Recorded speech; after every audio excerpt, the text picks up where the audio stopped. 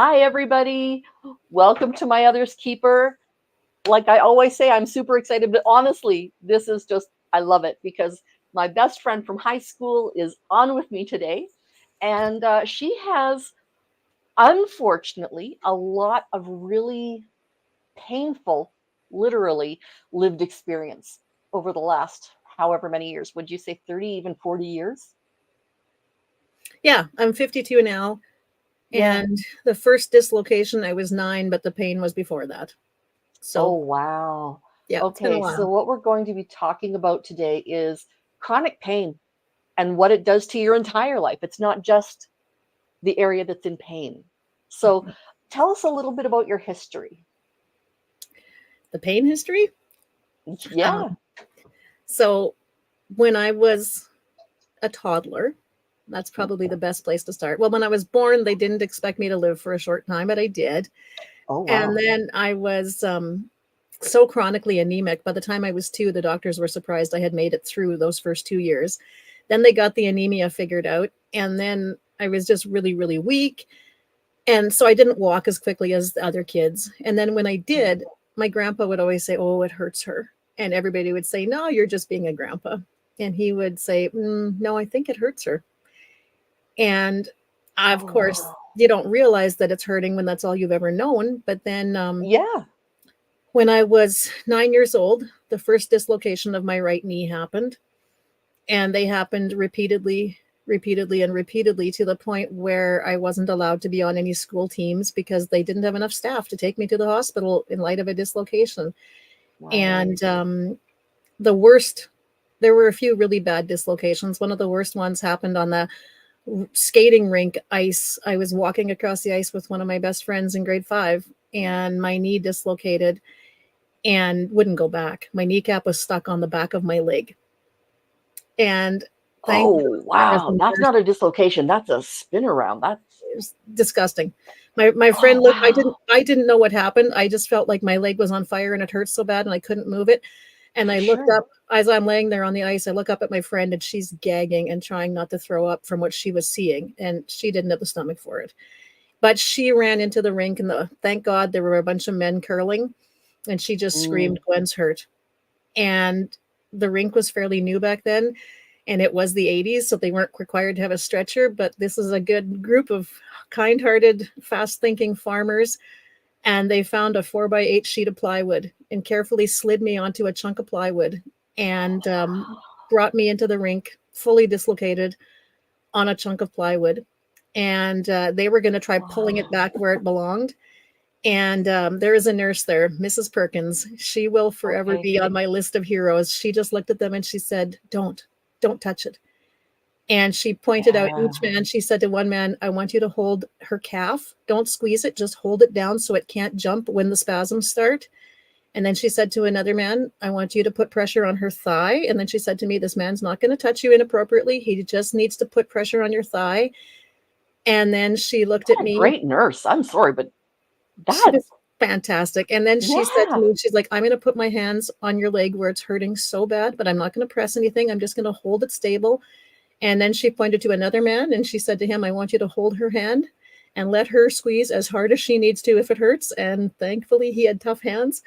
And Yeah. she just looked at me and she says, "Look in my eyes. Look in my eyes and think about nothing except relaxing the muscles in your leg. Think about nothing else. Only breathe in, breathe out, and relax that muscle." And suddenly, in this weird, it felt like jello moving around, just bloop, my kneecap went back where it belonged. And then she wrapped it really, really tight. She put me in her car. It just She, went back. yeah, just slid back in without any Wow. yanking. But then she put me in her car. She drove to my grandparents' house where I was staying and said, "Grandma, I'm taking your granddaughter to the hospital unless you'd like to join."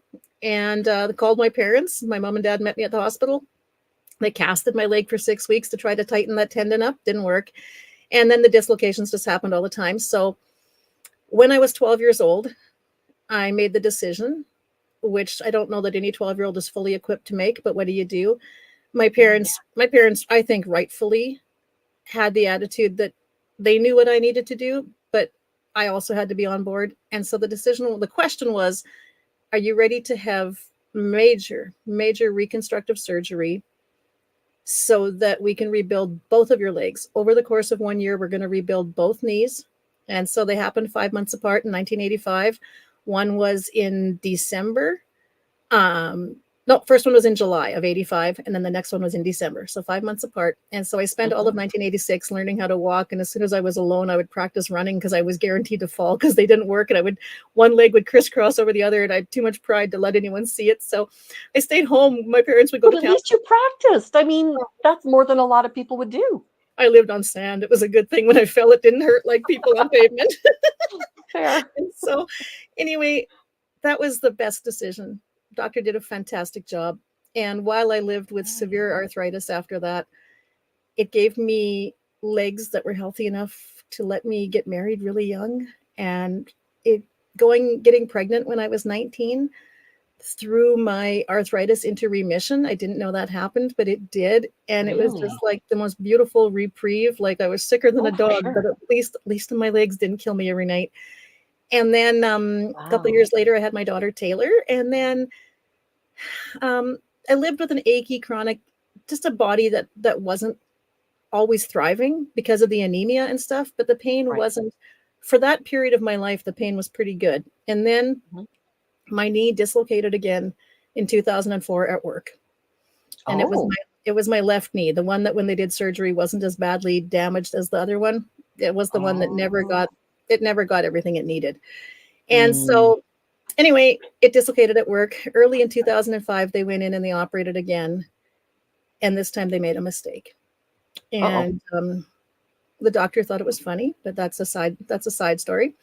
Let's make a mistake. His theory was he grabbed it and he saw it dislocate in front of him. And he looked at me and said, guess we overcooked that goose. And it started, they call it a subluxation when it's not a full dislocation and it just slides partly out. And no knee can anatomically sublux medially. Like it's going to go lateral, meaning it's going to go to the outside of your body. If you are a normal human being, it's going to dislocate to the outside every single time, unless it's been impacted or modified so that it can dislocate medially or to the inside. And it dislocated to the inside all the time. And because that's not anatomically possible without a surgical error, they couldn't build me any bracing that would hold it.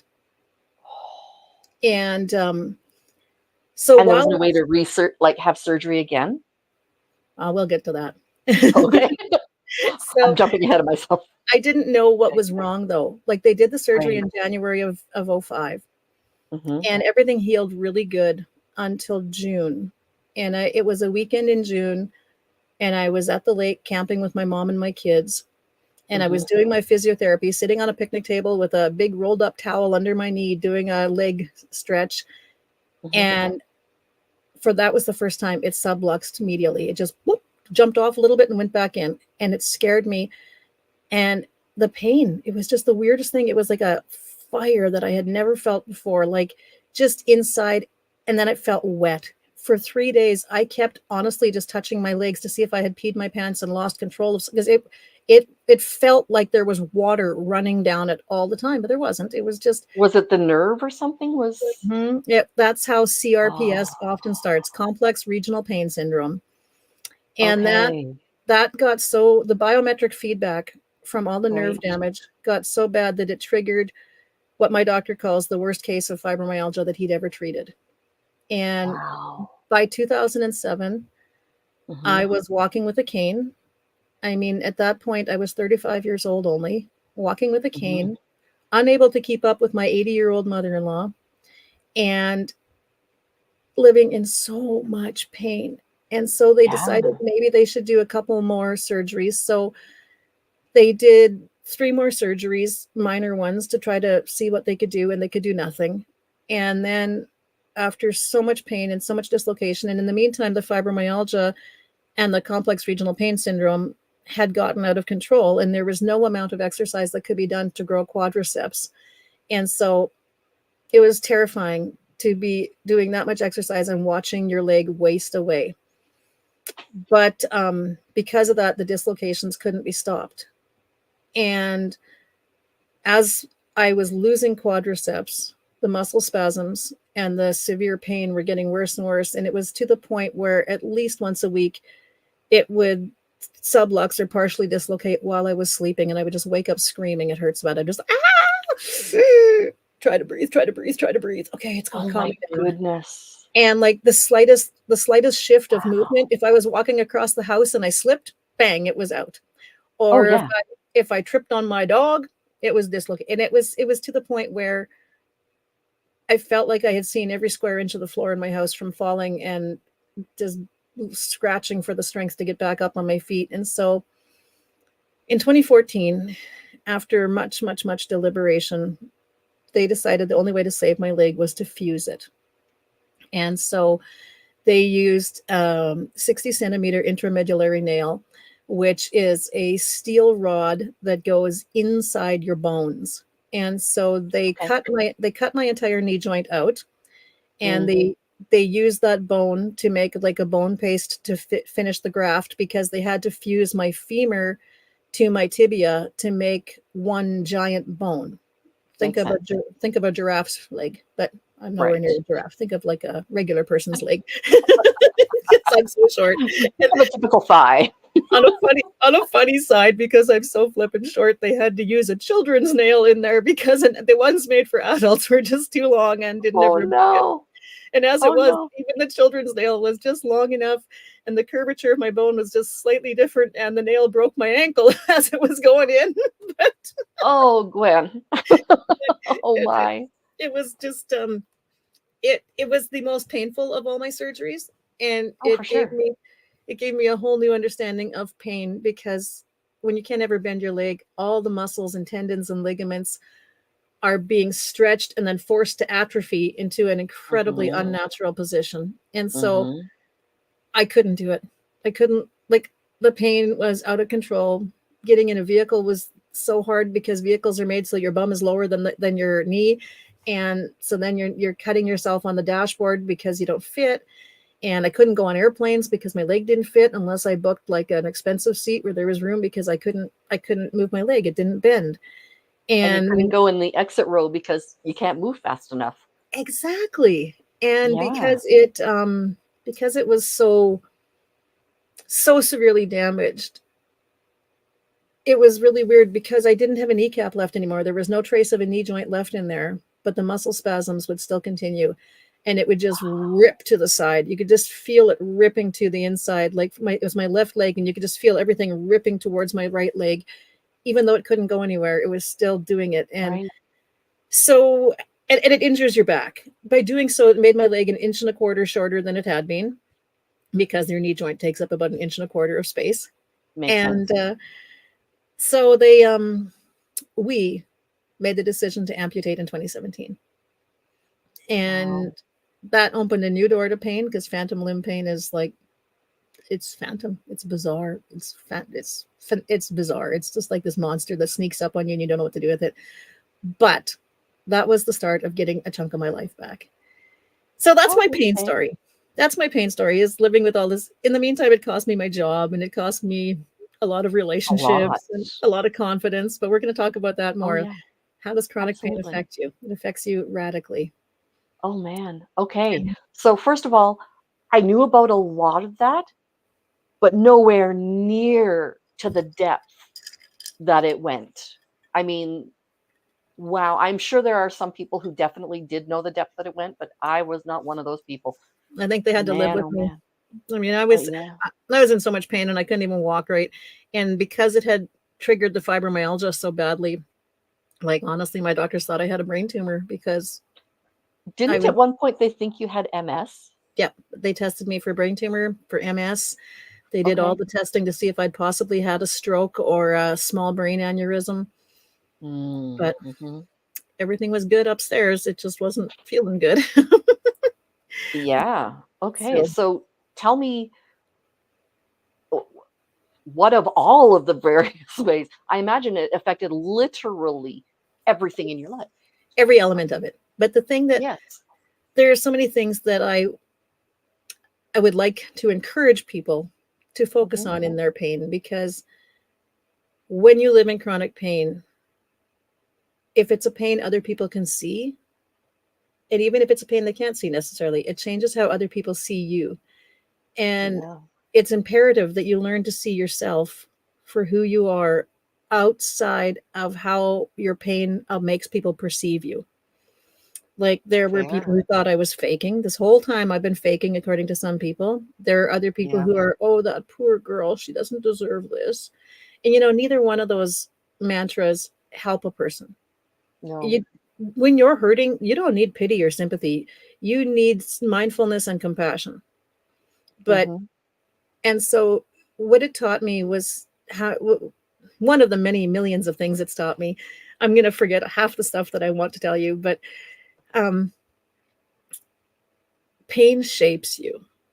It it either makes you bitter or better, as the cliche says. And Mhm. I don't know that it makes you better, but my pain has given me the ability to understand other people's pain with a gentler heart.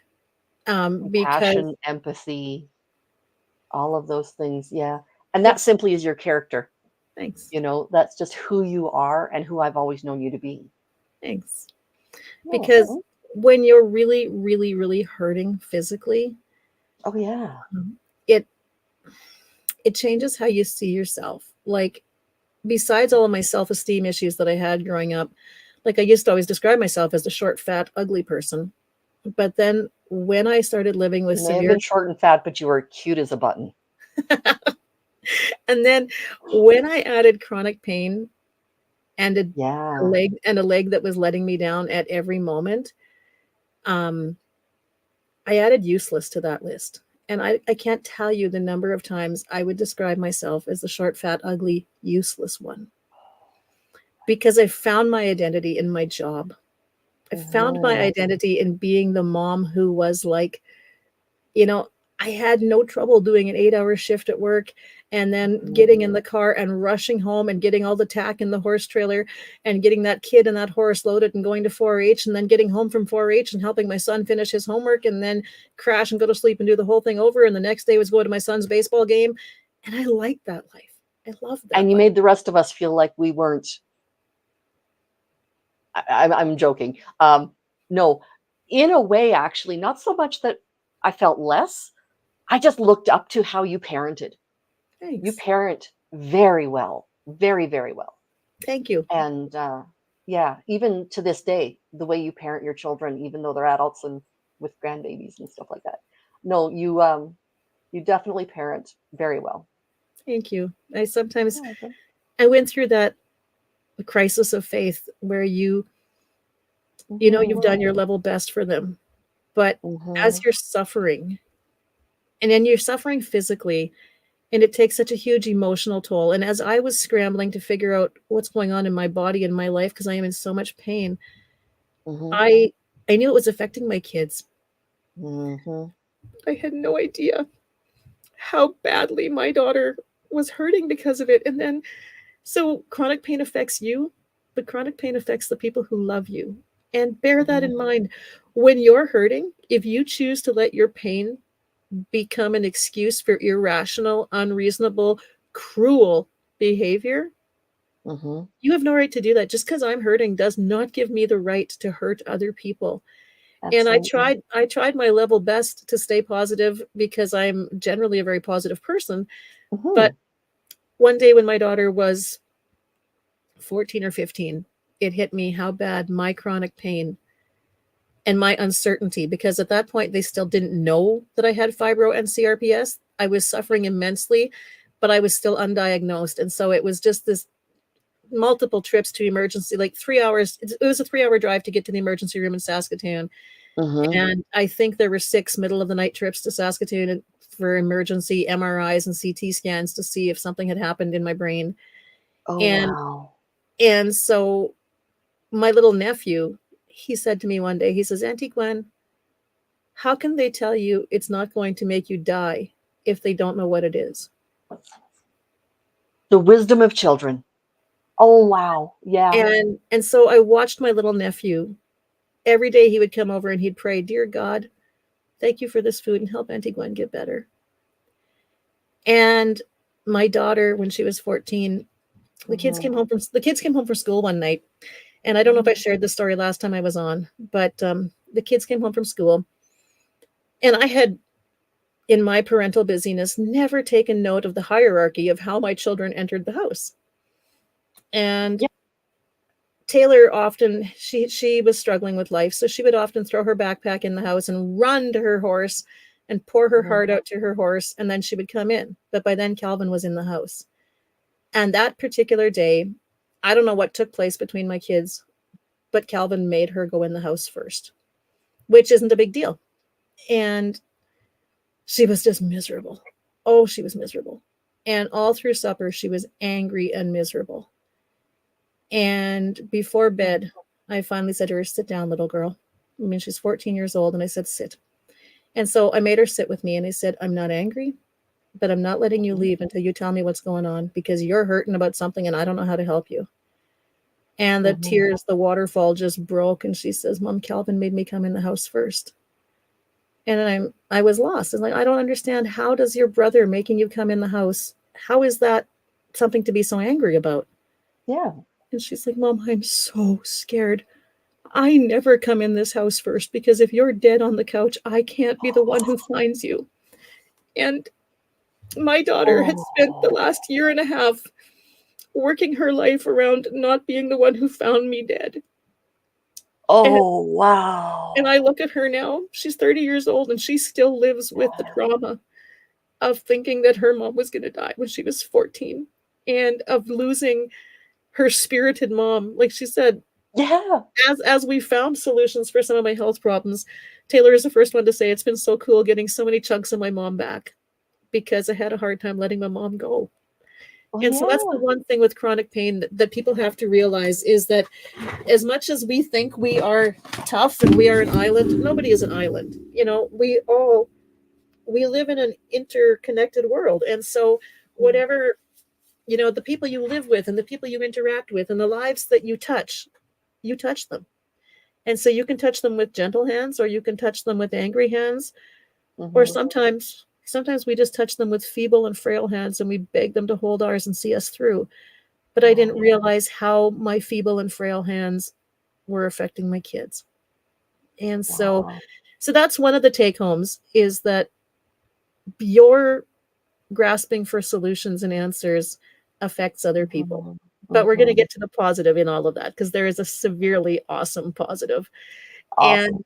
And so then, anyway, as it went on, I ended up becoming too sick to continue with my job. I was a recreation therapist, and I really loved my work, and I loved it. Yeah. And that was part of my identity crisis that I had, is when I didn't have my job, Absolutely. what was I left, you know? Yeah. And the things I have found with chronic pain, you know, just if you're going to do a bullet list of things that have affected my life, I don't have the memory I once had. I don't have the stamina I once had. I'm scared to make plans, because we could have the most epic weekend, or it could be the weekend I don't sleep till 6 in the morning and Yeah. I don't know for sure what to do. And chronic pain has made me acutely aware of other people's suffering. And I think that's a good thing. But sometimes the burden of empathy is, we have to be careful, because we don't help anybody when we take on their pain and make it ours, and we also live miserable lives. That's not Right. the purpose of being empathetic. And I think Yeah. sometimes our culture misses that. And so for me, I've had to learn that I can feel other people's pain, and I can look them in the eye and say, "I don't know exactly what you're going through, but I do know how terrifying living this way is." But I also have to remind myself not to go home and live in terror for that person, because Yes. they have to fight this battle on their own, but they can Yeah. fight it with me cheering for them every step of the way. There you go. And sometimes that's the only thing you can do. And that's been a But really that's hard the learning. number one best thing you can do, right? And No matter that's what been a else. hard learning curve, because Oh, some of yeah. us are natural born fixers. We think it's our job to fix other people, and we Yeah. think it's our job to heal other people's pain. And often, I can't speak for other people because I only grew up the way I grew up. Right. But often when you grow up In a church setting, there's this belief that, especially as women, we're supposed to be nurturers and caregivers and fixers and Hmm. bear responsibilities that quite often are not honestly ours to bear. Right. But breaking that cycle is really hard. And Sure. chronic pain, while we're sitting here talking about the effect of chronic pain and the how it affects your social life, your personal Right. life, your spiritual life, your physical life, Yeah. I think it's important that we first of all touch on so many of us with chronic pain. Majority of women with the majority of people with fibromyalgia, 70% are women, 70 some percent are women. The Okay. majority of people with fibromyalgia have been overachievers in their life before they got it. Very few people who lead a lackadaisical life actually develop fibro. It seems to hit What people might who that be? they think it's adrenal fatigue in some ways. They think it's just from pushing your body Okay. too hard that your body just finally says, okay, if you're not going to rest, I'm going to make you rest. And I Fair. know that about myself. Tough, but fair. And I am neither a psychologist nor a psychiatrist nor a doctor. I am a recreation Mhm. therapist. But the body bears the scars of childhood trauma. And Mhm. so many people that I know who have severe chronic pain also had unresolved childhood trauma. And if I could do a shout out, I forget the author's name, but I could look it up. There's a book out there called The Body Keeps the Score. I'm Uh, actually reading it right now, and I don't remember the author. But yeah, it's a it's a tough read. It is not an easy read. It's not the kind of book where you sit down and read 6 chapters in one night. At least not me. I have it on audiobook, so I listen to it for 20 minutes and then I switch. There we go. That is audiobook. Body Keeps the Score by, if I could, Bessel van der Kolk, that sounds right. MD. And then there's another There you good go. book by Gabor Mate and his Hmm. son. They wrote a book called The Myth of Normal. How Oh, we have this psychological concept or this construct of what normal is. Normal right. does not exist. No. My normal is not your normal. My husband's normal is not my normal. You know, Normal is a setting on a dryer. precisely. And so in reading both of these books, I Hmm. have come to realize how while childhood trauma couldn't cause a congenital knee defect, but childhood trauma very much can affect the way your body, not just childhood trauma, I should rephrase it, trauma in life that has not been addressed, Yeah. life trauma that has not been resolved. The more you push it down, the more you push through, the more you tell yourself that I will cry privately, and in the public, I'm going to put on my big smiley face and everything's going to be okay. And Hmm. nobody needs to know I'm hurting. The more you do that, the more you become me. I became so broken and so freaking fragile. Like I am Yeah. that person who I see a puppy limping and I fight back the tears because they just fall out instantly. And Oh, I've always begged God to take those tears away, but he has chosen to leave them for whatever reason. yeah. Well, because you have a And soft so, heart. And that's not a yes, bad thing. no, it's just too soft sometimes. You know, I would be more worried if you lost your soft heart. thank That you. would be when I would worry. Thank you. You're welcome. But I've had to learn to toughen up about Hmm. certain things and Hmm. the blessings of chronic pain. It's not all bad, Right. people. If Right. you are listening, if you're going to tune in one day and listen to this someday in the future, it is not all bad, my friends, because there are so many blessings of chronic pain.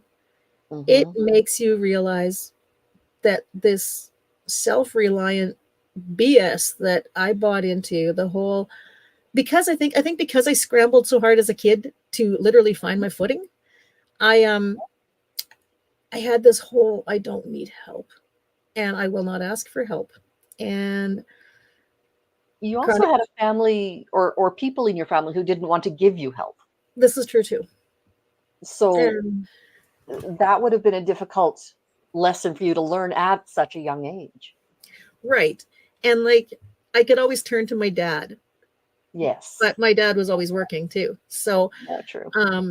and he was like me. He would just sit and cry some days, and I'm like, oh well, we're gonna quite Your the team. dad was such a sweetheart. Let's sit and cry together. I mean, he's a mad hatter. Yeah. Everybody thought he was grouchy all the time, and I'm like, nah, that's his coping mechanism. But Yeah. chronic pain has humbled me. It has taught me that I need to be willing to swallow my freaking pride and admit that as much as I feel blessed when I get to help you, I need to be willing to ask for help. And That's right. years ago, my friend Bev, I helped her. No, that's a lie. She helped me. She helped me with a huge, huge undertaking. When I went to have my leg amputated, she came with me. My family was Yes. all too like my children were both either pregnant or just my son's wife had just had a baby. Right. My daughter had a toddler and she was pregnant. There was no way my kids were in a position to drive me to Edmonton for a leg Oh, amputation. And so my oh, friend Bev took me. And I told her to keep track of all the bills mm-hmm. because it was my medical expense. And Mm-hmm. so at that point in history, I was too broke to pay her back. But when I went to pay her back a couple years later, when I was finally back on my feet, Mm-hmm. and I said to her, Bev, I know I owe you money from that Alberta trip. What do I owe you? And she kept saying, oh, I can't remember. And I'm like, you know what? You're annoying me. This is part of my pride thing. I don't want to be indebted to you. That's We right. got Yep. a pride problem here. Yep. And her husband, bless him, he just said to me, he's Mm-hmm. like, Gwen, if you pay her for what she gave you, you will steal from her the joy that she has in her heart of knowing that she was a gift to you, that she helped you, the joy of knowing that she was a blessing to you. You will steal that if you pay her. Yep. And I'm like, how dare you? And How dare you make me cry? exactly. Yeah. And so Oh that's wow. becoming humble is one of the benefits of chronic pain. Mm-hmm. And being able to see other people even through their mask of I'm okay Yep. is another gift that I don't think I would have had if I hadn't hurt my own way through some of this. And chronic pain Mm-hmm. has made me freaking tenacious. Like, those doctors tell me you're probably not going to be able to walk again. I'm like, watch and learn. I will walk again. And Yep. when I lost my leg in 2017, the doctor who took it was a military doctor. He had done several tours with the Canadian Army, and he's just a phenomenal human being. And in 2017, I would have been 45. Mm-hmm. And so I lost my leg. And then a year later, I had to go back for my 1 year checkup. Mm-hmm. And Dr. Stiegelmar sat there and he looked at me and he's got this cocky little grin and he's like, I'm impressed. And I'm like, oh, I'm not. I'm walking with a cane. I didn't want to have a cane. And he just looked at me and he says, most people who lose a leg after 13 years of fighting with it, like it was 12 years and 3 months. No. 12 years and 9 months, I think it was, or 12 years and 10 months. So 13 years. And he said, Mm-hmm. most people who lose a leg after that kind of fight and after that kind of pain, he's like, I saw the pain. He's like, and I saw the damage as we're taking that leg. I saw everything that's been done to it. And Oh yeah. I just never expected to see you walking upright. He's like, I knew you thought you could, but I didn't think you could. He's like, I just, and he's like, I am so, and he just sat there like, he's like, I don't even know what to say. He's like, I'm just excited to see you walking. You showed him. And I don't know that I would have had that if I hadn't had to work so hard in the past. Mm-hmm.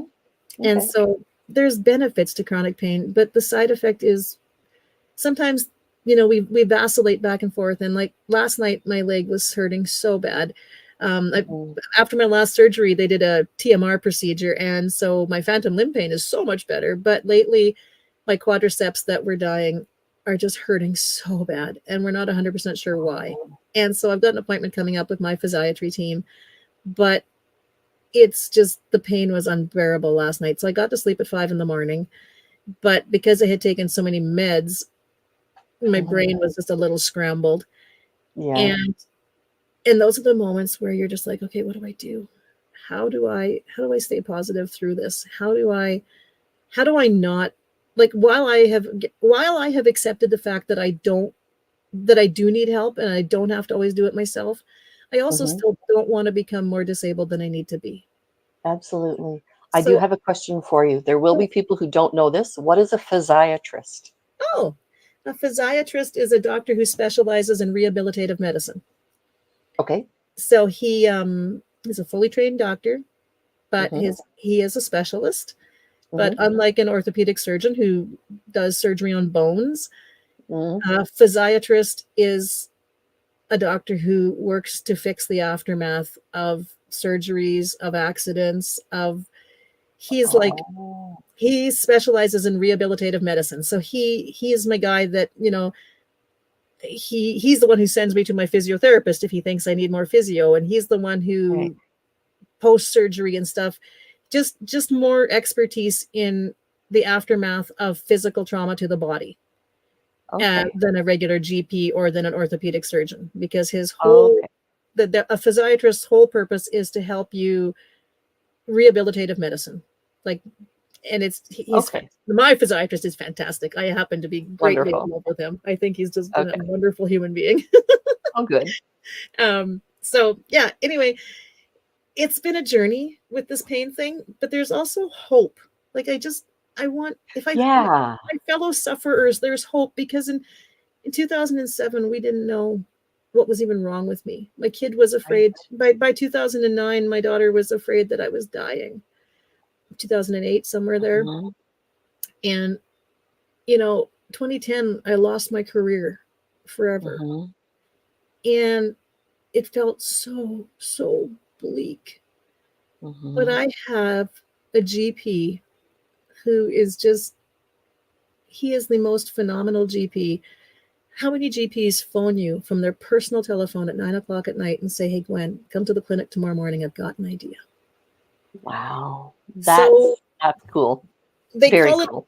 they call it the holy trinity of chronic pain management is Mm. gabapentin, Cymbalta, Okay. and amitriptyline. For some people, that comes out as Lyrica, Effexor, and amitriptyline, but it's all the same family of meds. And so you're looking at a pregabalin or gabalin, which is Mm-hmm. there to help rebuild nerve endings that are coming apart. Okay. Any gabalin, but whether it's gabapentin or Lyrica, is often your frontline treatment for MS too, because it helps rebuild nerve endings. And then Okay. amitriptyline was developed as a antidepressant in the 60s. It has minimal, Oh. it's had minimal success as an antidepressant, but they have found that it has it's great for, they say, helping control certain hot flashes and stuff with people with cancer treatment. They have found it very effective. Oh.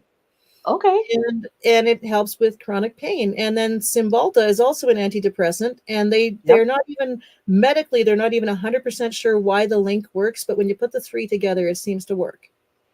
So this combination will have kept you off of OxyContin and all of that other stuff that's really, really heavy duty and very, very addictive?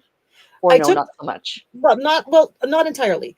Okay. Um, After, I've got to think what year, right before they fused it, starting Mm. about 2012, 2013, I've had a constant supply of Dilaudid, which is Okay. hydromorphone, which is Yep. like It's four a to six times synthetic stronger than morphine. morphine. Yeah, Yep. it's synthetic, but it's stronger. But Yep. um, the GABA cocktail, what it did was, because while this was all happening, like, I had severe migraines to the point where, like, I'd be throwing up for 3 days just with migraines. Oh, And wow. this little cocktail, whatever it is, the three of them together really helped with all of that. And it was just Hmm. fantastic that my doctor thought of it, because he came up Yeah. with this solution before we had a diagnosis. Yeah. And so anyway, there is hope, because at that point I couldn't walk across my house Yeah. without holding on to something, because I couldn't feel the floor under my feet. And I couldn't make plans for tomorrow, because I didn't know if tomorrow was going to be a functional day or a day that I'd be curled up in a ball in the fetal position begging God to just let me die. Oh, yeah. Oh, And wow. and it's life has gotten so good. And again, I say to you, if you are a chronic pain sufferer, please consider your personal life. Please consider, you can't You can't get rid of fibromyalgia by getting your personal life, by getting your house in order, as they say. But for me, my marriage was under a lot of stress, and I will never blame my ex-husband, but we had we just weren't a united team. And with that came a lot of stress. And I can't For sure. imagine this I can't imagine the stress he went through watching me go from that vivacious I'm going to take over the world to just let me die on the Mm-hmm. couch. And Mm-hmm. so he went through so much with me, and I am so thankful for that man. Mm-hmm. But when I made the decision to move out on my own, the stress was Mm-hmm. astronomical. Yeah. And in the year after that, Mm-hmm. my pain spiked so high. It was like it, it was pain beyond what I have words for. And Mm. once I started processing my life, that's when I also started processing the things that happened as a child and the things that I Yeah. hadn't dealt with. Right. And in seeing my counselor, shout out to mental health professionals, they really aren't your enemy. Oh, Um, yeah, no. in seeing my So many counselor, people resist it for so long, right? exactly, and Yeah. in reading, I did a lot of reading. I had a lot of time on my Mm-hmm. hands because I was on disability and I was living by myself in a dumpy little Mm-hmm. rental that It wasn't that dumpy. Okay, I maybe a little dumpy. You made it cute. You have a way of making things cute. So thanks. I had to make it home. But oh, it's good. it was my year of soul searching. It was my year of reflection, my year of it had started before that, but I Mm-hmm. realized that by getting my emotions, by processing what I'm feeling and not denying it and not lashing out and just not Mm-hmm. stifling it all in, and accepting the fact that just because what I feel is different from what you feel, Mm-hmm. I've never given my feelings validity. I've always just assumed that I Mm. was, it doesn't matter if I feel hurt as long as you're okay. It doesn't matter if you say horrible things to me. It's my duty to forgive you and just move on. Right. And I never valued how it affected my life and me. Yes. So Yes. anyway, in processing all of that, I mean, and it's a process daily, For sure. and my pain just got so much better. And then when they amputated my leg, it was like physical pain that was unbearable, but it just gave me this whole new hope for my life. And that hope that I was going to be able to walk again, that drive to walk again, really, really Mm-hmm. helped me push through a lot of the pain. And the thing with physical pain is you can't lay on the couch and make it go away. It doesn't. And so I just I would recommend to everybody that is suffering, Mm-hmm. find somebody who knows you that you can actually trust and pour your heart out to them. Let them know how much you feel like you've lost. Let them know how Yeah. much you're grieving. I grieved the loss of my job, and there are still days I sit here in my Oh, office, yeah. I look at my diploma and I look at my award, and I miss my Yep. work. Yep. And I know that one. yeah, and yet my life, like, so much has come together that never could have if I had stayed in that place of only focusing on my physical pain, because my Yes. physical pain was exacerbated by my mental pain, but then my mental pain would get exacerbated because my physical pain, because I tell myself, oh, because you're in pain, you're useless and you're worthless, and look at this, you can't Yep. ride a horse, so you suck. Oh, there you go, Mm-hmm. Gwen, you're the failure. And watch what you tell yourself, please, my friends, because for me, I would walk into church and I would feel like, I don't have the faith these people have because I'm hurting so much. And I've heard that God's going to heal all these people, but He hasn't healed me. So maybe I'm just not the worthy one. And so going Mm-hmm. to church became hard because of chronic pain. And I Mm-hmm. lost so many friends because a lot of my friends were coworkers, and so we didn't put Okay. the effort we didn't put the effort into a friendship outside of work. And a Right. lot of my other friends were friends with the Gwen who could go from morning till night. Yeah. They weren't used to being friends with the person who would spend 8 hours, 6 hours doing something and then be done for the day, 6 hours of activity Mm-hmm. and then be done, like exhausted beyond words. That's Mm-hmm. not the the person they were used to. And Mm-mm. so a lot of people left. And it was incredibly isolating, but oh my goodness, it forced me to address things. It forced me to say, like, what am I doing here? And then in the recent past, a few years ago, it came to light that my nephew is a pedophile. And instantly, the minute I found out what he had done to my precious little niece, my physical pain was through the roof. Oh yeah. I I cried. I grieved for what my little niece had gone through, but I can't tell you the number of days I spent on my couch in a blanket. It's 30 degrees outside, and I'm wrapped in a blanket because my body hurts so bad that I just feel like I'm freezing to death just from pain. And again, it was a reminder, Gwen, what he did Mm-hmm. was horrible, but you're no good to these people if you fixate on it to the point where you destroy your own life over it.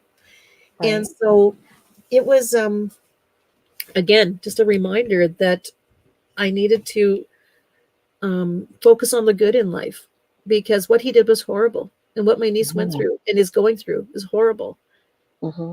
But life had to go on, and so it was a reminder. Are you going to live on opioids just because somebody traumatized you? Because Right. I was making the pain in my body so much worse by not knowing how to deal with what he had done. So once again, off to my counselor. And I said, I'm acutely aware of what he did, and I live in fear of what could happen to other people. Mm-hmm. But I also know that I need to find a way to deal with this because the pain is getting through the roof again. And walking, Yeah. but then I was walking, and all of a sudden it's like I can't wear my leg. It hurts so bad when it touches my skin. It hurts so bad. And Yeah. so the link, I tell you, my friends, the link between the brain and the pain is incredibly real. Don't Wow. disregard your personal experience. Don't think that you can separate your personal experience from your pain. Like, don't throw Mm-hmm. your personal experience out with the bathwater, as they say, Mm-hmm. because your experience is part of your pain, and your pain is part of your experience. And Mm-hmm. so then, the last 3 years, 4 years have been really traumatic with what he's done. Oh, well, I can't fix my own hair. Yeah, this camera messes up my hair. Anyway, what he has done has made life incredibly difficult, and Oh, yet absolutely. I can't deal with this hair. Anyway, it's because it reverses in my screen. And but I should have told you how to flip it. he he was sentenced to 4 years, and he got out last week. And once again, I have spent many nights wondering, what do I do with this pain? And because of what he's done, people in my Mm-hmm. life have taken a side.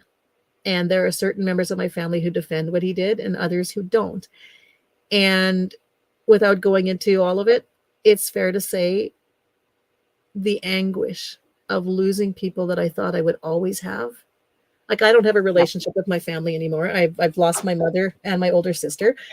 Yeah. And I've cried for years, and I'm like, why am I doing this? Why Oh am I yeah. doing this? Gwen, wake up. You've got people who love you, who see you, who value you.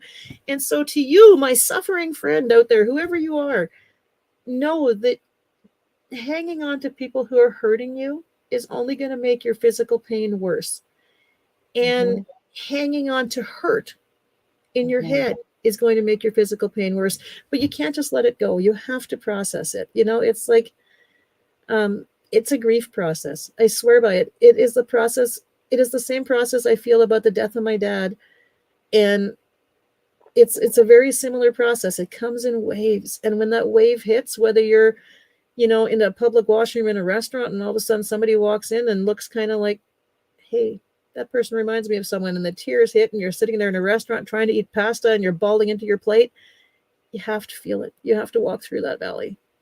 But once you process that pain, it's it's unbelievable how living with physical pain makes you aware of your cognitive processes, of how you think and of how you see the world and how you review the world and how you replay. Like, I can't lie to myself. We replay stuff over and over and over and over. Oh yeah. And it's human nature to replay it from the perspective of I'm the victim. And Mhm. it's not worth it. It's so not So worth it. how have you found that you can not hold it so tightly? I don't know if let it go is quite right, but to hold it more loosely. Um, The traumas, the pain, all of that stuff. it was that whole thing I was telling you about years ago. My process has always been to when the pain when the pain was so out of control that I spent like so many years not sleeping at night and like sleeping Mhm. when I could because God only knew when that hour would be. Exactly. So, but you can't roam around your house all night making cookies and making racket when there's three other people in there who need their rest. And so you learn to lay in bed Mhm. and do things laying in bed. Mhm. And one of the practices to learn for me to learn to resolve a lot of the pain would be like, I'll take my grandfather, for Mhm. example.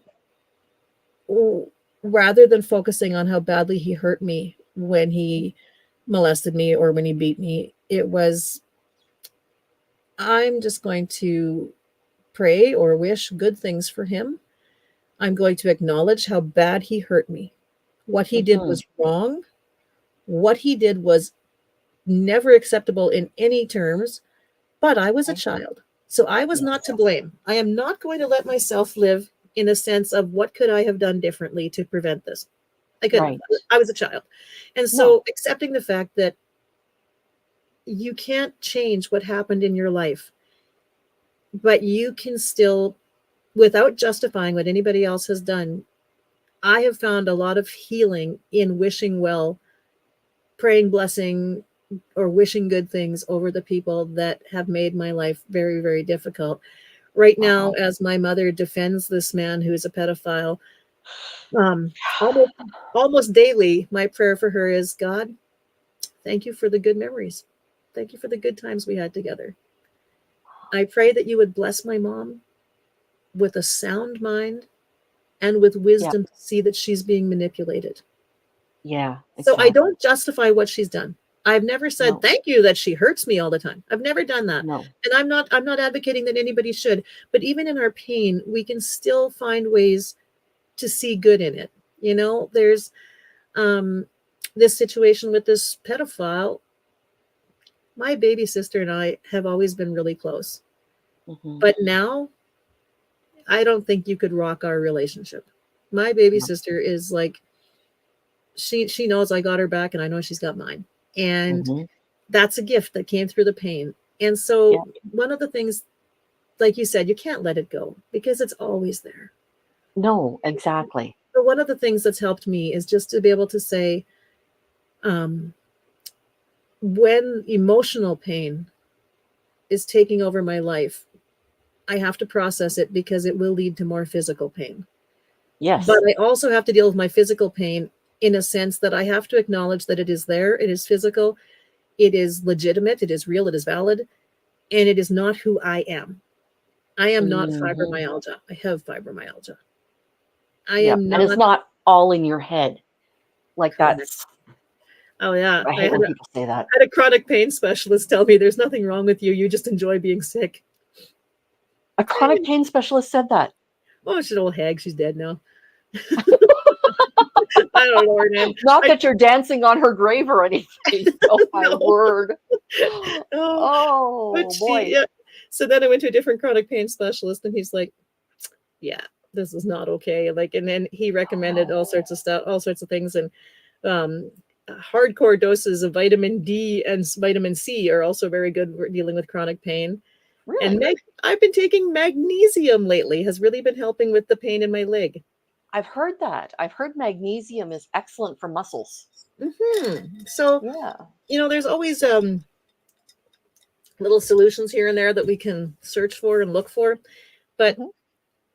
I found that the thing that got me through the very, very darkest of days, like the day that my Hmm. daughter said, I'm scared to come in the house in case my mom's dead, Oh yeah. that night was another one of those nights where you just get out your little clipboard because it's in the middle of the night and everyone else is trying to sleep Mhm. and jot down A, B, C, D all the way to the end. And for each category, except for the obvious ones, what am I thankful for? Who am I thankful Yeah. for? What experience am I thankful for? And then maybe start numbering the page. I would often make so many lists of things that were like, I need to make a list of all the things that I accomplished today that I couldn't have accomplished 3 weeks ago. Oh, that's a good one. Things that I did today that even though they hurt like hell, I did them. I did them. Mhm. I didn't Yeah. let the pain stop me. And I'm going to celebrate that. I'm going to make a list and I'm going to celebrate because making that bowl of potato soup was hard today, but I did it. Yeah. And then make a list of victories that happened in the life of my kids or victories that happened in my friends' lives or things that were going on in my friends' lives that were really hurting them, and how could I in my limited state, what could I do that would Mhm. encourage my friend to not feel so alone? Whether it was deliver a meal to Mhm. my friend who had a miscarriage, or whether it was Yeah. call my friend who I know is in a different time zone and say, "Hey, it's 3 in the morning here, but I know you're up. Let's talk." And I just found that focusing on something other than the pain, Mhm. because when I look around me, the people that I see who are the most debilitated by their pain are the people who identify themselves in their pain Mhm. and they focus on their pain and they have trouble seeing beyond it. And Mhm. and I get that. There are days that it's like Yeah. unbearable. But I have I wish I could express how chronic pain made me scared of so many people. Like Right. my walls, I was always opening and open and welcome, and suddenly I had a wall. It's like, Yeah. I'm not letting you in because you will just hurt me like everyone else. And most people don't have two best friends die before they're 35. Yep. And I was scared to love people. Yep. And maybe it's me. Maybe it's me that's making my friends die. Like maybe if you're not my friend, you'll have a better chance of living a good life. And when you're in pain, if you don't stop yourself, that's the rabbit hole you go down. And I, I speak to you from experience, not from judgment, because No. I've been there. I watched myself go down that rabbit hole, Mhm. and I watched myself make incredibly horrible choices because I was in physical pain and emotional pain and unable. And let's be honest, there were days I was unwilling Mhm. to do the hard work because it hurt so bad. And I was just like, Mhm. and I would just, and those days I was like, oh, God, I just want to die. If you could give me that, I just want to die. Mhm. And I don't want to do it myself because I'm not suicidal, but I would like you to arrange it for me, please, Lord. You know, Just don't wake me up. That's all I'm asking. if you could, put some chloroform on my pillow before I get there, I'd be happy with that. But, Yeah. and that thought process gets you nowhere. It just leads you deeper and deeper and deeper into the rabbit hole. And Oh yeah. I'm sure I've said this before, but my doctor, my GP who started looking for answers for me, Mhm. I went in to see him one day and I was just crying. I was just broken. And I'm like, I miss me. I miss my job. I miss being good at my job. I miss being good at my life. I miss being a rec therapist. I miss being a mom who was at every single event. I miss having my house filled with teenagers and not having to tell them, shh, I need to sleep because I'm not feeling good. I mean, I still Yeah. had all the teenagers, but something had changed because I was hurting. Yeah. And doctor said to me, he said, Gwen, I feel you. I know you're hurting. I know it's hard to let go. But if you keep focusing on what you don't have, if you Mhm. keep focusing on the life that you want back, you Mhm. have to embrace this new life because in 1 year from now, you will either be suicidal on antidepressants, and I will be hoping you're still alive, or you will be thriving, depending on the attitude you take in this life. Yeah. He's like, but if you keep focusing on, I want my old life back, he's like, I promise you the day will come that I will attend your funeral. And those were Wow. hard words to digest. but he was not Oh wrong. yeah. He was not wrong. No. Something And that I've told people is similar to your gratitude list. It's like if you have nothing that you think that you can be thankful for, walk around your house. mm-hmm, I am thankful for this fridge. This fridge mm-hmm, keeps my food cold and fresh. I am mm-hmm, thankful for my windows. They keep the wind out. They keep the mm-hmm, rain out. Like if you don't can't think of anything for yourself, sometimes an inanimate object and putting your brain into that thankful space, mm-hmm. it And like changes everything. it does. And not everybody is a fanatic like me, but No. I don't know what I would have done without my dogs through all of this. Like Yeah, your dogs my have been so healing for you. oh, my dogs have been like everything. And then like when Bounty, when my beagle died, ooh, Yeah. I went into a sick spiral again.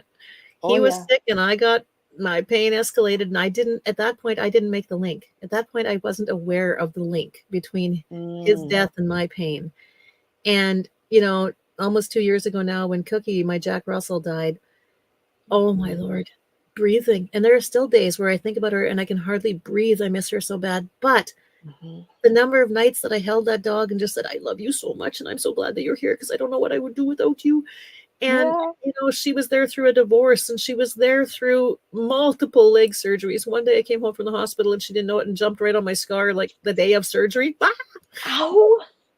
But she was there through everything. And now I've got this Yeah. little lunatic upstairs, little boulder, and we have two dogs. One is not really my biggest fan, and the other one is like, I love you so much, Mom. And I don't I find so much strength in my pets. And so Mhm. maybe you're not a pet person, but you know what makes you tick. Yeah. Other people know what makes them tick. I know that I love pets and I love kids. Love Mm. kids. And Mhm. I met a little girl the other night. I had a really rough day. Actually, I messaged you on my really rough day, and Yeah. it had just a really tough day because I learned about another negative influence from my family, another big loss that I didn't know how to process. Mhm. And I bought a truck, and I owned it for an hour and 15 minutes, and the transmission blew. And so here we were, parked on the side of the highway, like, oh crap on a cracker. What have I done? And so, um, it was a tough day. It was a really tough day, Yeah. and I I know myself. I can't just sit here and feel crappy. That's not how I roll. So I went and I got my quad back that day though. So that was a good day because my buddy Mark had been fixing it. It had a serious ignition issue and they couldn't get it running for nothing, and take Oh. it to my buddy Mark and he put multiple hours into that quad and it runs like it's brand new. And so I took my quad for a little drive around town. Yes, I live in Mhm. Hickville, and drove all around town with my quad, and then I came upon this little house in the back alley where I had already asked the lady of the house earlier, if I get around to picking some rhubarb this week, would you let me come and steal some rhubarb from you? And she said, please do. And so while I'm driving my quad around, I'm like, you know what? Cooking is always very healing for me. I'm Yeah. gonna go. I'm gonna go pick some of Kaylee's rhubarb. And Kaylee's beautiful little daughter is out there. Mm. And oh my Lord, I love this little girl. She's so sweet. And I've only met her twice. And I'm picking rhubarb, and she's like, you seem like a nice person. I'm like, well, thank you. She's like, could I help you pick the rhubarb? Sure, you could. And then we get talking, and she says, tomorrow's my birthday, you know. I'm like, really? What are you going to do for your birthday? So we had this great conversation while we're picking rhubarb. And my spirit was already so lifted by the kindness of this little girl. And as I'm leaving, she runs up to me and she gives me the biggest hug. And she says, I think we should be best friends. Oh, my heart. My How heart. old is she? She I'm turned thinking 7. 5. She Oh, she turned turned 7. 7. Okay. She turned 7 yesterday. Oh, And wow. what a gift. What a gift. And Oh, so my cheeks are sore from smiling from that. I know, That's like wonderful. she just made my whole shitty day turn into just a beautiful day. Oh, yes. And I just I it was a reminder. It was a reminder that there's always something good that can come out of horrible Yep. pain. And I know I talked about it in a group chat, but physical pain for me is Mhm. my daily reality. I can't get away from it. It's my daily reality. Mhm. But the severity of it, like I've said, has so much to do with what's happening in my brain. And so Yeah. by this last month, it's just been a brand new awareness because the pedophile got out of jail, and it forced me to think about things again. And it just hit me that day when I was feeling so sad. Why am I sitting here feeling sad about people who are willing to be influenced by lies Hmm. when I've got this fantastic life going on? I've got Hmm. I've got a supportive husband, I've got a supportive sister. Like, I've got a great family. I'm just missing members of it. But I'm Right. rebuilding a new one Yeah. where the members are often chosen, which is sometimes nicer than taking what you get. You know, Yep. it's like when you go to a buffet, you get to pick what you want off the buffet. And so I got Yes. to pick this family from my buffet of humans. I got to pick the Oh, family I I wanted. love that image. Pick it from the buffet of humans. Okay. I hope I'm part of your buffet. Yes. And so I am the little cob of corn. I'm a little corny. I'm I'm the short fat prawn, the shrimp, the shrimp that Ooh, doesn't have any legs but those is are very round. honestly my favorites. I love those. Okay. Yes. Yes. Well, I I had a friend years ago when I was in the depth of my pain, and he Hmm. made me laugh. He introduced me to his girlfriend, Hmm. and he's like, "This is my friend Gwen. I think of her as a marshmallow." And I'm like, "Oh," and he's like, and then he starts laughing. He says, "Sometimes she's like a roasted marshmallow. When she's in a lot of pain, she kind of gets a burnt crust on the outside, but break through that and all the mushy goo is still in there. Plus she's short and round, just like a white marshmallow." And and so Yes. I it was the sweetest thing, and it was also good. It was a good analogy for me because I don't want that Yeah. crust. I don't want that burnt crust to be the first thing people see just because I'm hurting. You want a warm toasty crust. Yes, I want that golden brown Yes. knowing Yes. what's inside, not that black burnt thing. And Yeah. so I'm not going to Mm. sit here and minimize my pain to you. I'm not going to No. sit here and pretend it's not real because it is Yeah. real. It's changed my Oh whole life. yeah. It's impacted every relationship I have. It's impacted every area of my life. Hmm. But it's given me people that I wouldn't have otherwise had. You Hmm. know, I had a friend who messaged me first thing this morning, um, "How's your leg?" Because he knew I was hurting yesterday. Mm. And I wouldn't have those people if I didn't admit how bad it hurts.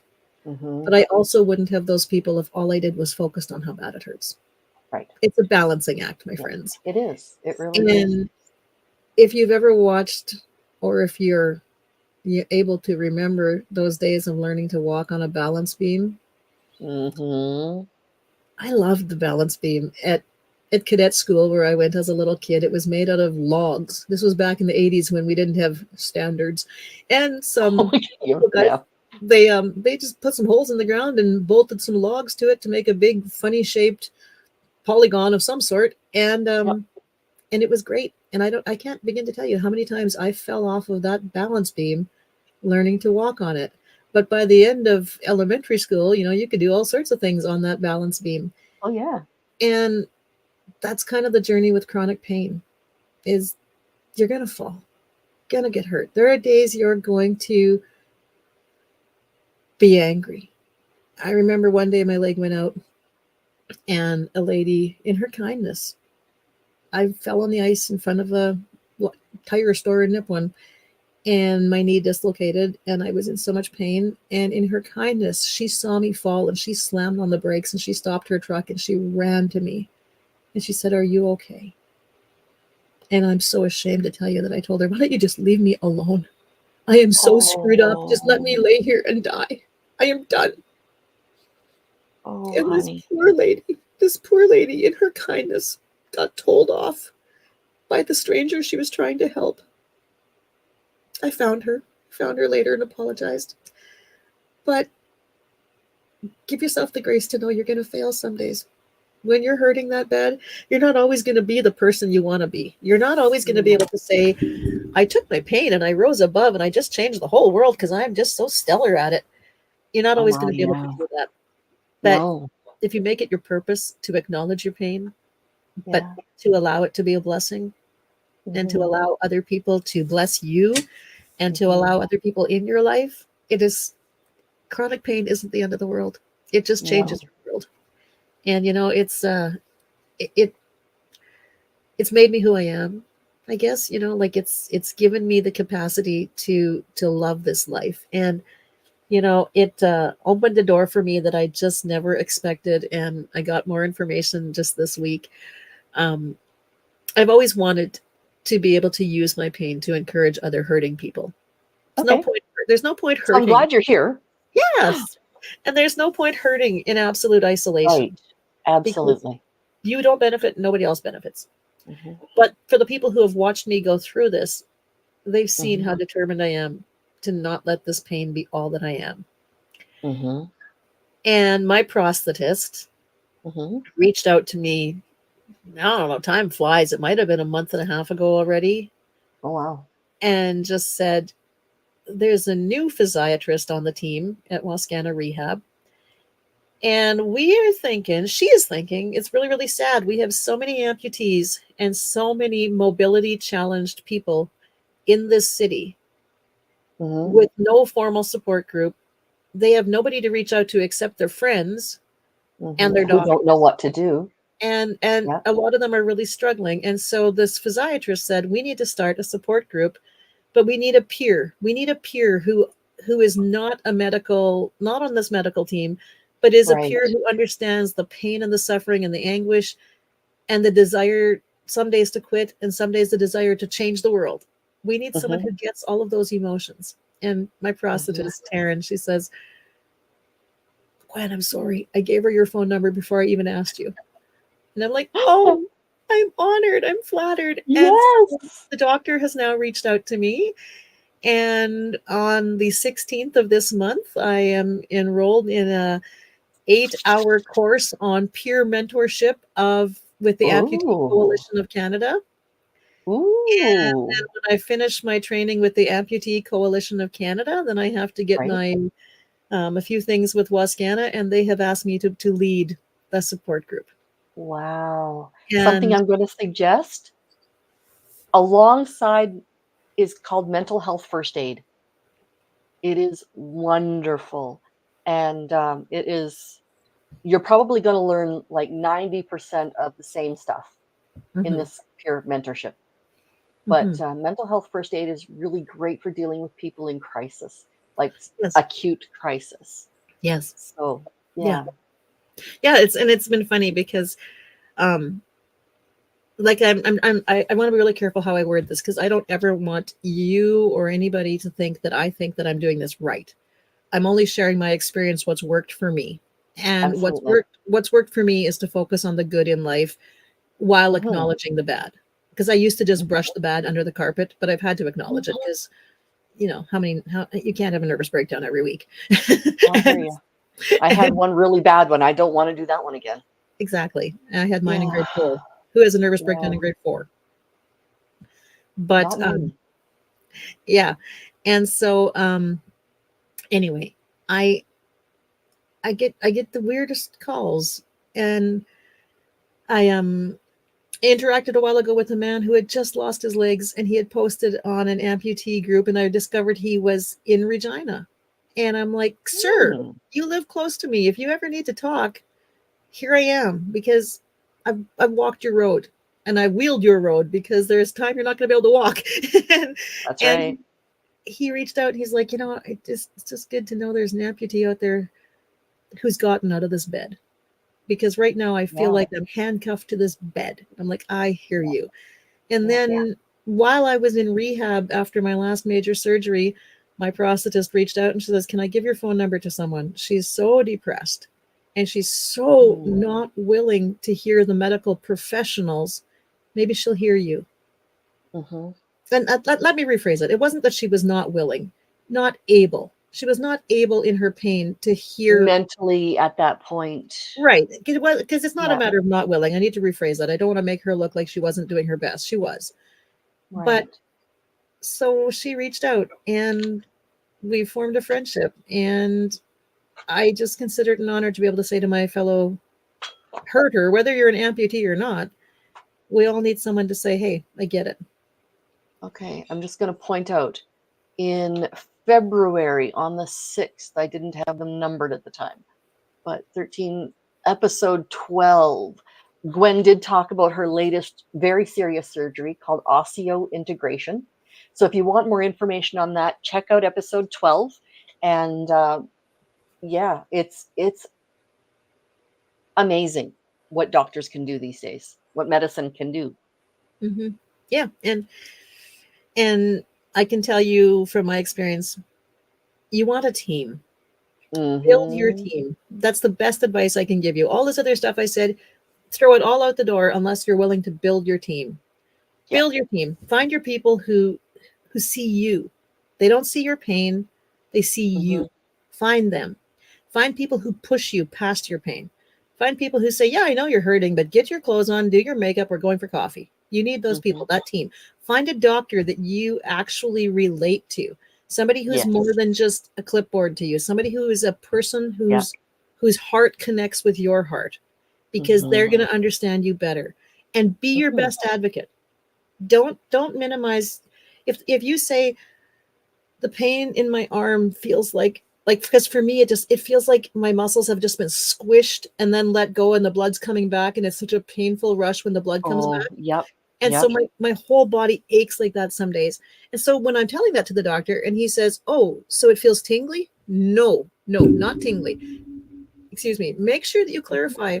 Be your best advocate, clarify what you need and what you're feeling, and make Mm-hmm. your doctor part of your team. And then don't be afraid of mental health. Make a mental health professional part of your team, because Mm-hmm. they might not be on your team forever. You might only need them, to be the pinch hitter for a while, but invite them onto your team for as long as you need them. And Mm-hmm. remember, I'm a Rough Rider fan. Every team makes cuts. Yeah. Make cuts to your team. If you have somebody on your team who was so good for you and now is just negative Nelly and is destroying you, Yeah. as hard as it is, make the cut, Yeah. because your team won't succeed if you keep the bench warmers on there that never play for you. Yeah. And so build your team is the best advice I can give you. Like, because for me, being so freaking stubborn and so I can do it myself, for a long time I did not have my team, and that's partly why I struggled so much, because I had like two or three people, but I didn't realize their value. And I started thinking them as my team. It changed everything. Like, I've got my friend James, who is always there to bring me joy and make me laugh and tell me the latest BS that doesn't really matter, but he phones me and just brings me joy. And then I've got my daughter Taylor, who says to me, Mom, I think you need to get it together in this area. Oh. You're not living your best life in this one area. And we need Hmm. those people. We do, whether we like them or not. We She need those keeps you people. accountable. We need accountability partners on our Yeah, team. absolutely. And Yeah. my husband is a great part of my team, but some days I am so mad at him because he'll say, listen, I know you're hurting, Yeah. but you feel better after doing nothing all day?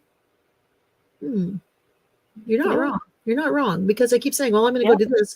And then, I'll curl up in a ball, and he's not rude about it. He's never rude about it, but he'll just say, I know you Mm-hmm. feel better. I see you, and I know you feel better when you push Mm-hmm. yourself to do your hair and your makeup and not Yeah. dwell in the living room. There's a Yeah. much bigger life than what the living room holds. And for me, my dog is part of my team.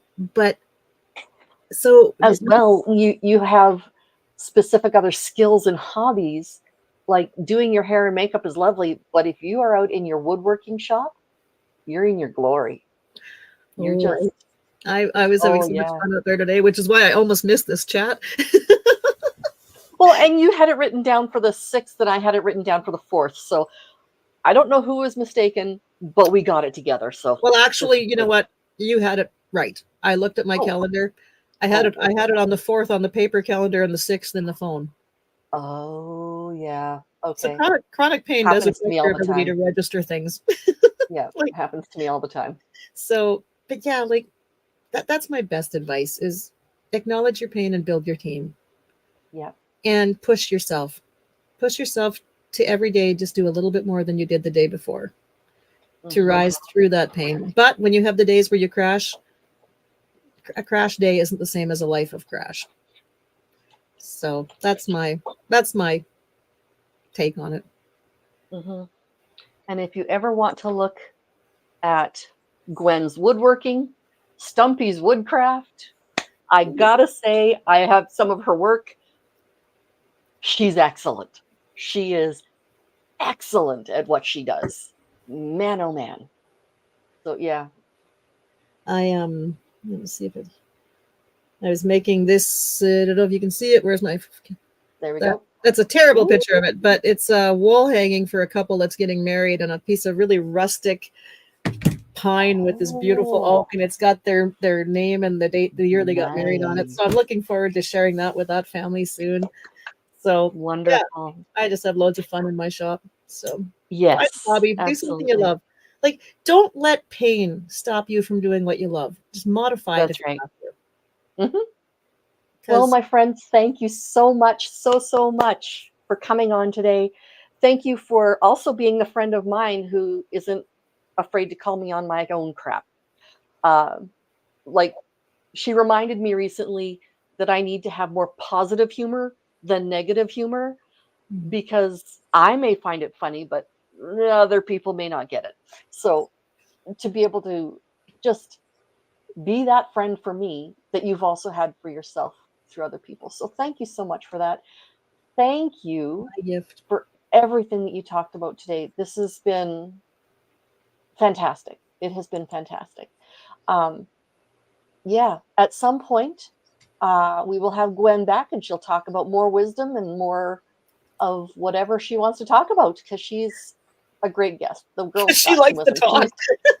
Well, she used to have a podcast. Gwen used to have a podcast, and so she knows what it's like to be able to put things concisely with logic and that kind of stuff. So, I mean, she's a great guest to have. So, thank you, Gwen, for coming. Thank I you. will see everybody else on Thursday. Let me just check my schedule because, frankly, I write everything down or I forget. We will have Kristen Melinda back on the 6th, and I'm really looking forward to that. I'll see you all then. Bye.